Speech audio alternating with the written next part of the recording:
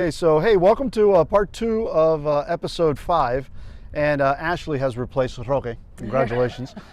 So now when Ashley's here, we don't talk football. There's no sports discussed. Maybe cycling gets thrown in every once in a while. Possible. But yeah, but right now we're going to talk more real estate. So again, thanks for joining us. And again, this is part 2 of episode 5. So you said you had a rant. You wanted to rant about something. Go ahead. I'm going to rant about something, and I'm doing this for the good of the tenants and the, The landlords and the community that is Go for it. that has to deal with all of it. Yeah. Make sure you're in a lease. Yeah. You know, I'm in a situation, we'll keep the details very vague, but basically a seller's selling and her tenants don't have a lease. Right. And the tenant said the whole time she was an excellent landlord, and the landlord said they were excellent tenants, and nobody ever thought it would get to this position. But now she wants to sell, and they're upset. Yep. It happens all the time. So, yeah. to avoid heartache for yourself, Yeah. make sure you're in a lease. Yeah. We We always talk about that. Make sure that you always have a lease in place, because you know that at least you have a definitive time frame that you have. Because even if the property is sold and you do have a lease, they have to honor that lease, and for that lease period remaining lease. And don't think month to month is a lease. It's called tenancy and sufferance. And that's a fancy word. You like that? Tenancy and sufferance, right? So that means that if you give them a check and they cash the check, you have 30 days, but that does not mean that you have any kind of lease or anything like that. And again, the camera may be moving, so if you decide that you have to barf at the moment because you're getting all of this, it's because we're out in Biscayne Bay. We're out on the dock at Abattoir. And it's beautiful. And it's gorgeous, and it's a little windy every once in a while, so we'll get a little bit of a breeze, but as you can see, our backdrop is actually quite nice, and maybe we'll just kind of hang out here for the rest of the day. What do you think? I'm not opposed to it. I could be right here. There you go. So what else we have going on from, we have some new listings coming up. We have a listing coming up on Icon. 4607 will be coming on the market, which is a fully furnished unit. And I think we have a new unit coming up out in Kendall. Near the Everglades. Well, we like to call East Naples. Now, don't take offense. But when I was a kid, none of that existed. That was the Everglades, and have a very strong opinion that it's still the Everglades. That's why you'll always hear me rant and rave about Kendall and all that good stuff. So, a benefit of this area, it used to be a very dense traffic area, very gridlocked, but they opened up the new exit on 128th Street. Oh. So it's really opened up the flow of things in the area. So where before I wouldn't even consider going out there, I was like, oh, there's that new exit. Oh, okay, maybe I can make it. Go. Nice.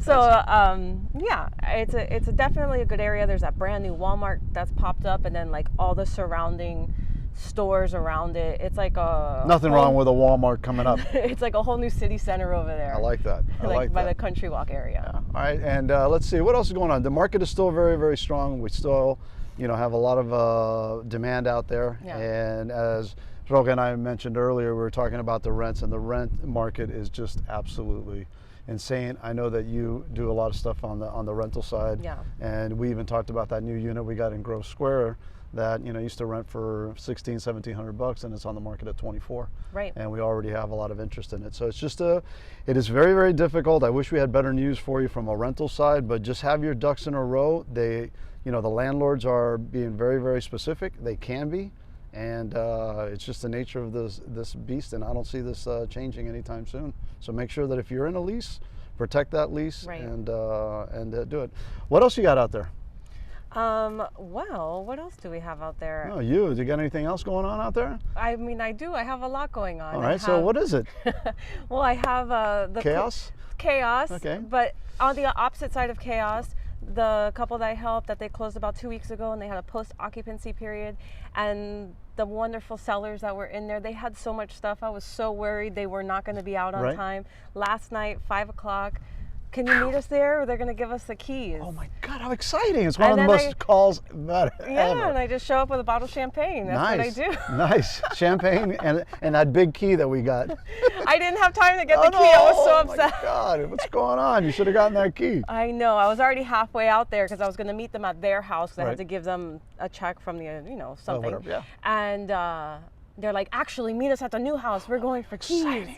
So no time for a key, No time for but time for champagne, of But that's course. good. That's good to know. It's good to know. And I think you're dealing with some other clients out there just showing some properties and showing properties. I have an interesting situation going on in the city of North Miami. Okay. It's we're under contract for a house. It's North Miami. North Miami.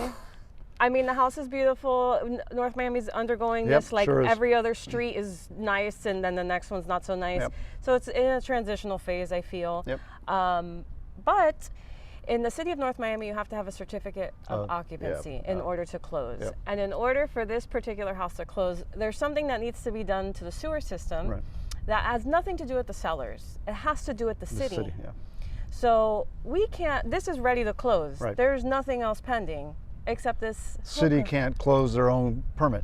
Yeah. Yep. Welcome to Florida, and welcome to South Florida in particular.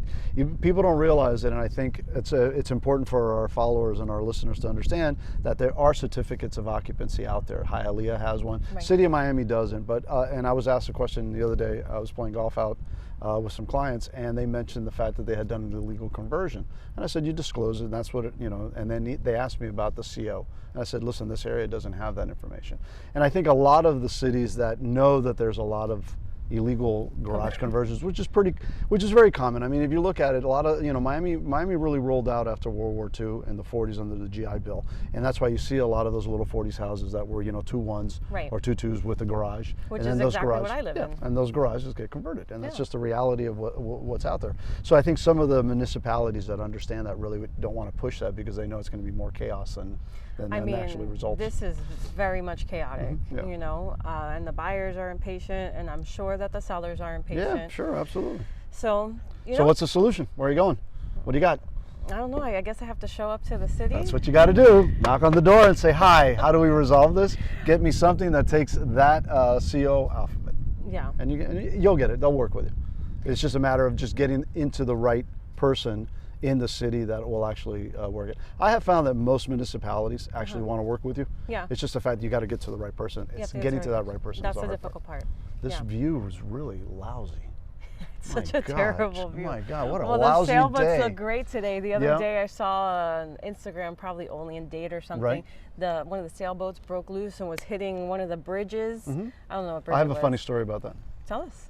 Well, years ago we went to Marco Island, and those were when you used to have those jet skis that were the big tall jet skis. We used to stood up on them. So we got out there and we were rolling around and everything like that. And as you're coming back, you have to throttle down and turn them off. Okay. So when I'm coming back to the dock, the guy goes like this, and I said, oh, okay. So I let it go. And the thing just went, what they do, they go around in circles, and they go around in circles, and they go around in circles, and around in circles until it started bumping up against the boat, just like this, dot, dot, dot, dot, dot. We finally got it. It cost me like $160, but that was a fun time. That sounds cheap in this world. It was a long time ago. Back then, it's like rents were $1. I know. I go to the grocery store to buy dinner. It's $160. It is a completely different time. So again, if you're freezing up in Buffalo or up in Boston, or even the Cape got some, or New York, you know what? This is what you got down here. So if you're thinking about relocating, give us a call. And buy, don't rent. Because it's probably going to be easier to buy something than to rent something. Absolutely, it sure is right now. Yeah. So come on down. It's beautiful in Miami, Florida, and especially in Coconut Grove, Florida. Yeah. All righty. So thank you for joining us, and we'll